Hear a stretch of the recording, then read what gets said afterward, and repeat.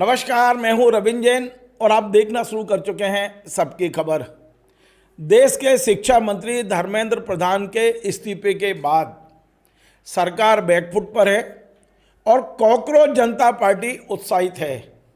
आज 15 अगस्त है और आज से कॉकरोच जनता पार्टी का एक अभियान शुरू हो रहा है जिसने कई राज्यों की सरकारों की चूल्हे हिला दी हैं। एक शब्द का अभियान है और ये अभियान है स्कूल ठीक करो अभियान। और इस अभियान पर आज कॉकरोच जनता पार्टी के जो फाउंडर हैं अभिजीत दिपके उन निकल पड़े हैं। उनका कहना है कि पूरे देश भर में सरकारी स्कूलों का जो हाल है, हम किसी को दोष देने के बजाय अब लग जाए कि उन स्कूलों को ठीक किया जाए। आज से कॉकरोच जनता पार्टी ने पूरे देश भर में स्कूल ठीक करो अभियान शुरू कर दिया है और इसकी शुरुआत जो अभिजीत दिपके हैं वो अपने गांव से करने वाले हैं। महाराष्ट्र में उनका जो गांव है वहाँ हिंगोली ज़िले में है, वहाँ से करने वाले हैं। वे स्कूल जाएंगे, उसकी हालात देखेंगे, सरपंच से बात करेंगे, गांव वालों से बात करेंगे और हम उस स्कूल को कैसे अच्छा स्कूल बना सकते हैं इस पर चर्चा होगी। आज अभिजीत दिपके ने पूरे देश भर के लोगों को आह्वान किया है कि अब हमारा ये अभियान है, ये रुकेगा नहीं, ये चलता रहेगा।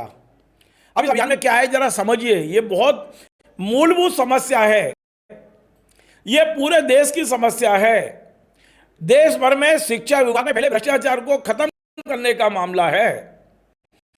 वाकई स्कूलों की हालत जो है वो बद से बदतर होती जा रही है और जब नींव भी कमजोर हो जाएगी तो आप सोचिए हम उच्च शिक्षा में क्या करेंगे। गांव गांव के स्कूलों में बिल्डिंग नहीं है तो बहुत जर्जर है, बेंच नहीं है बच्चों के बैठने के लिए, स्वच्छ पानी नहीं है, शौचालय नहीं है, टीचर नहीं है। ये ऐसी समस्याएं हैं जिस पर अब कॉकरोच जनता पार्टी ने फोकस कर दिया है। मानना पड़ेगा कॉकरोच जनता पार्टी जिस दिन बनी उसी दिन करोड़ों लोग जुड़ गए। कॉकरोच जनता पार्टी जब पेपर लीक को लेकर दिल्ली के जंतर मंतर पर उतरी तो लगा ये 2-4 दिन टिकेंगे, लेकिन वो देशव्यापी आंदोलन हो गया और लोग जुड़ते चले गए, लोगों की भावनाओं से वो पार्टी जुड़ गई। अब जो मुद्दा उठाया है ये बेहद संवेदनशील मुद्दा है, हर परिवार से जुड़ा हुआ मुद्दा है, हर परिवार के बच्चों से जुड़ा हुआ मुद्दा है। क्योंकि गांव तो छोड़िए, शहरों में भी सरकारी स्कूलों का जो फंड है आधे से ज़्यादा फंड नेताओं के पेट में जा रहा है, ठेकेदारों के पेट में जा रहा है और अब अभिजीत दिपके ने उस पर हमला कर दिया है और इससे जो सपोर्ट मिलेगा उसकी आप अंदाज नहीं लगा सकते। मैं खुद कल्पना कर रहा हूँ कि क्या दिमाग लगाया है अभिजीत दिपके ने कि उन्होंने जो बातें कही हैं और जो बात मैंने नोट की है वो बताता हूँ कि गांव में जितने जर्जर स्कूल है उसकी बिल्डिंग को लेके काम करिए और इस काम के लिए उन्होंने जितने सरपंच है उन्हें एक सरपंच चैलेंज योजना शुरू की है। ये योजना क्या है? आज की तारीख में आप अपने स्कूल का फोटो खींच लीजिए, फिर सरपंचों को चैलेंज किया गया है कि आप ये जो जर्जर बिल्डिंग है, पुताई नहीं लिपाई नहीं हो रही है, उसमें यदि सीढ़न है, स्कूलों में लाइट नहीं है, पंखे नहीं हैं, आप इन्हें सुधारिए। और सरपंचों को टारगेट दिया गया है कि आपका यदि स्कूल अच्छा सुधरेगा तो आप दोनों फोटो भेजिए, पहले का और जो नया आपने काम किया है, ये दोनों कॉकरोच जनता पार्टी सोशल मीडिया पर डालेगी और सरपंचों को जो चैलेंज दिया गया है उनकी तारीफ करेगी। तो अब आप समझ लीजिए कि सरपंचों को जोड़ने की कोशिश हुई है। इसके ज़रिए साफ पानी पीने की व्यवस्था चैलेंज कर दिया गया है कि हमें बच्चों को साफ पानी देना है। लड़के लड़कियों के लिए अलग अलग बाथरूम स्कूलों में है कि नहीं, इस पर गौर करना है। और अब आम आदमी को भेजा जाएगा। आप सोचिए, गांव के लोग अपनी अपनी कमेटियां बनाएंगे और वो लोग जाएंगे स्कूलों में व्यवस्थाएं नहीं है तो सरपंच से लड़ेंगे, विधायक से लड़ेंगे, सांसद से लड़ेंगे। एक बड़ा मूवमेंट खड़ा होगा इस देश में, आप कल्पना नहीं कर सकते जितना बड़ा मूवमेंट खड़ा हो सकता है। बिजली यदि नहीं है तो क्यों नहीं है अभी तक बिजली स्कूलों में, पंखे लगे कि नहीं लगे हैं इस पर गौर किया जाएगा।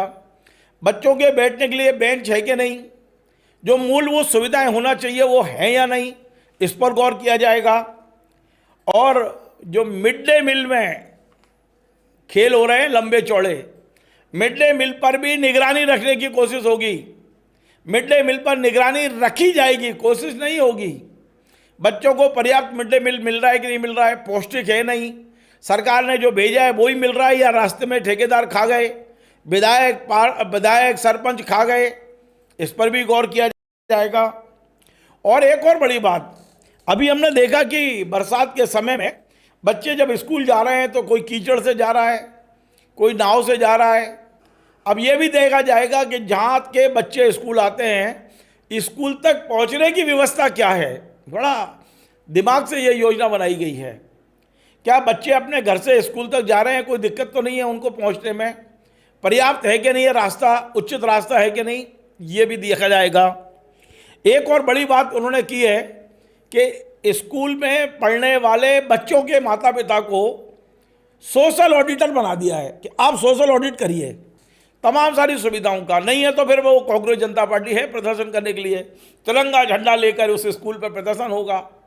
तो आप सोचिए, आज 15 अगस्त है।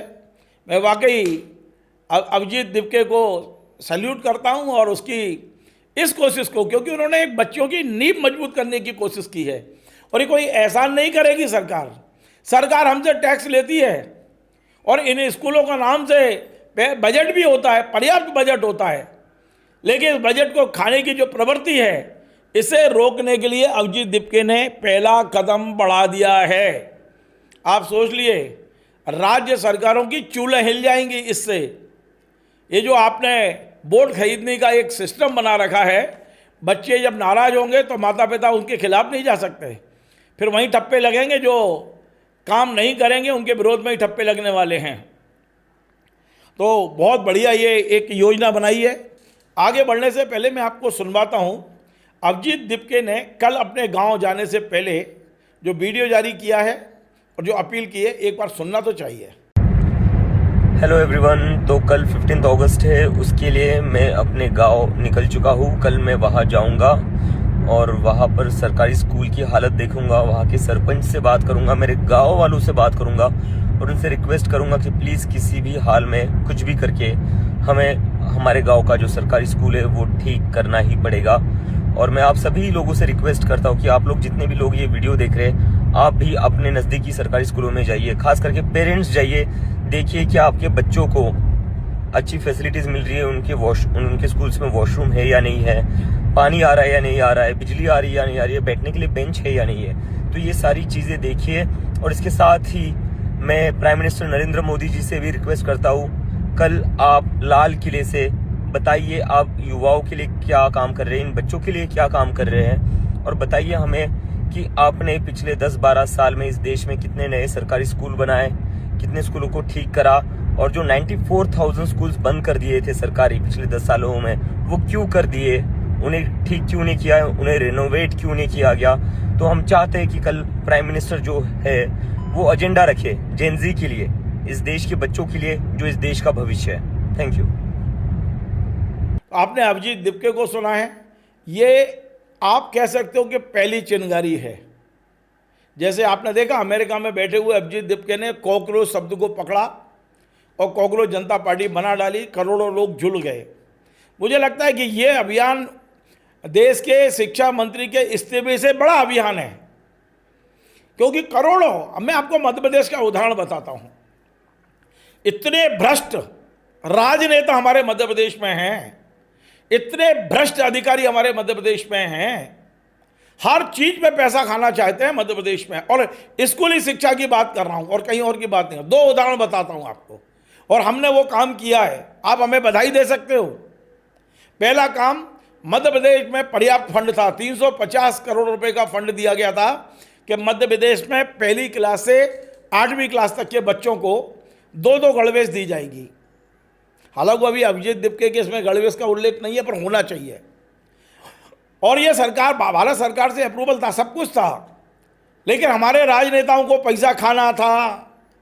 इन्होंने ऐसा टेंडर जारी किया कि एक ही कंपनी को पूरा काम मिल जाए।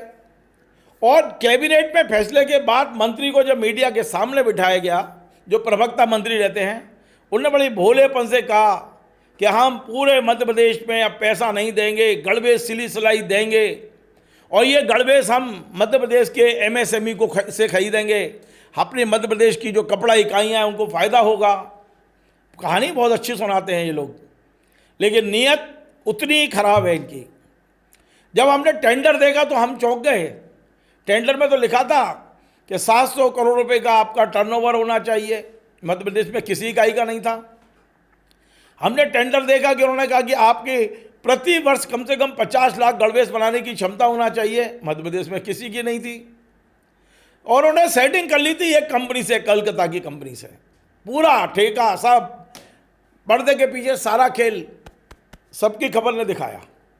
हमने लगातार खबरें चलाई और हमारी खबरें ऐसी चली कि फिर मध्य प्रदेश हाई कोर्ट के चीफ जस्टिस, उनको भी मैं सलाम करता हूं, उन्होंने फिलहाल पूरी प्रक्रिया को रोक दिया। वो वीडियो सब मेरे पास हैं कार्रवाई के। उन्होंने बड़ा उससे कहा कि ये गलत हो रहा है, ये स्टे लगा है। बुनकर संघ सहित तमाम सारी संस्थाएं हाई कोर्ट पहुँच गई और उसके बाद ये स्टे लगा हुआ है। यानी कि अभी अगस्त निकलने वाला है, इस बार अगस्त में सरकारी स्कूल के बच्चों को गणवेश नहीं मिली है, 15 अगस्त को गणवेश नहीं मिली है। आप सोचिए, इन नेताओं के भ्रष्टाचार के कारण।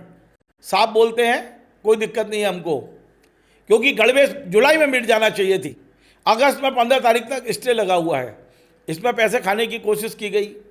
एक और मामला हमने अपने चैनल के जरिए उठाया था और वो मामला था कि ये जो स्कूल है संदीपनी स्कूल, 161 स्कूलों में रोटी बनाने की मशीन खरीदी जानी थी और हमने वो टेंडर देखा और मध्य प्रदेश पाठ्य पुस्तक निगम ने फाइनल कर दिया था कि रोटी बनाने की 1 घंटे में 1000 रोटी बनाने की मशीन 7,74,000 में फाइनल कर दी। बस ऑर्डर होने वाला था। किसी सोर्स ने हमको भेजा, हमने गूगल पे जाके देखा कि पूरे देश में 2,41,000 से ज़्यादा मैगी मशीन ही नहीं है। तो ये 7,74,000 की कैसे, और 1-2 मशीन सप्लाई नहीं हो रही थी, 161 मशीनें सप्लाई हो रही थी। हमने तत्काल खबर छापी। हम फिर धन्यवाद देंगे मध्य प्रदेश के शिक्षा आयुक्त का, कमिश्नर एजुकेशन का। उनका फ़ोन भी आया, उन्होंने बात भी की और मुझे धन्यवाद दिया कि उन्होंने भी गूगल पर देखा और वो देख के दंग रह गए कि 3 गुनी कीमत पे सप्लाई हो रही थी। कौन खा रहा था पैसा, किसकी लाट टपटपा रही थी इस पर। और मुझे गर्व है, हमारी खबर के बाद कमिश्नर एजुकेशन ने उस टेंडर को कैंसिल किया। उन्होंने चिट्ठी भी भेजी मुझे ये भी कहा कि आपने हमारे करोड़ों रुपए बचवाए हैं, आइए आप चाय पीते हैं साथ में। मैं अभी गया नहीं हूँ, लेकिन जाऊँगा उनके पास, उनको धन्यवाद दूंगा। अच्छा काम करने वाले अधिकारियों को धन्यवाद देना चाहिए। तो अब हम लगातार स्कूल की शिक्षा पर खबर बना रहे हैं। आज वाकई मेरा दिल हुआ कि मैं अभिजीत दीपके पर बात करूं और अभिजीत दीपके ने जो किया है मैं पुनः सल्यूट कर रहा हूं। इसे आंदोलन बनाइए, बहुत ज़रूरी है ये आंदोलन, क्योंकि हमारे फंड में, सरकारी फंड में स्कूल के लिए पर्याप्त फंड है, लेकिन 50, 60, 70% तक स्कूली शिक्षा का पैसा नेता डकारना चाहते हैं। और केवल मध्य प्रदेश में नहीं हो रहा है, शायद ही कोई राज्य अछूता होगा जिसमें शिक्षा विभाग में भ्रष्टाचार ना हो। मास्टरों के तबादले करेंगे तो ट्रांसफ़र, पोस्टिंग करेंगे तो पैसा चाहिए, तबादले में पैसा चाहिए, इनको हर चीज़ में पैसा चाहिए।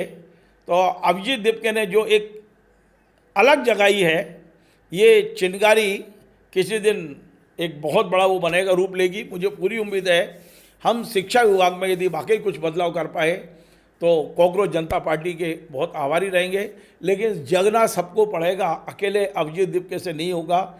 जैसे आप पेपर लीक के मामले पर जगे, जैसे आपने धर्मेंद्र प्रधान को इस्तीफा देने पर विवश किया, आप सरपंचों को विवश करिए स्कूलों को ठीक करने पर। और एक बात और कह रहा हूँ, इसके पीछे अभिजीत दीपके का एक और दिमाग हो सकता है, और वो है कि जैन जी तो हमारे साथ आ गया, अब जैन अल्फ़ा को लाना है, यानी स्कूली बच्चों को। और जैन जी और जैन अल्फ़ा यदि एक हो गए इस देश में तो सरकार पलटने में ज़्यादा टाइम नहीं लगेगा। नमस्कार।